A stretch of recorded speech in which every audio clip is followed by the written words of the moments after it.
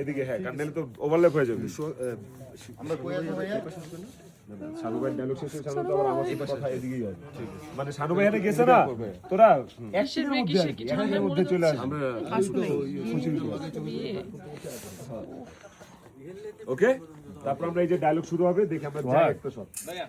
আসলাম, মেয়ের সাথে কথা বললাম, শেষ তোর বসে এই ঘুরলাম। এই যে গুল্লা, এই তখন আলিফ ভাই একটু এইদিকে আমরা এই না এই যে ওদেরকে বলা হয়েছে ওরা কই যাবে। এই যে আমরা দুই ভাই এখানে। আমরা তো যেভাবে ছিলাম ওভাবে করবো। তোমরা ওইভাবেই থাকবা। দুইটা তো সুন্দর হইছে। শ্রেয়সী একটু কাছে চলে আসবে। ও মাই গড, আমার সাথে কথা বলবে। ও মাই গড, চলে আসবে। বাবার সংলাপ পেয়ে যাবো, বাবার সংলাপ আর তারপরে সংলাপ করবে। মুঝে তো দেখো না এই দুইটাই দিয়ে দাও।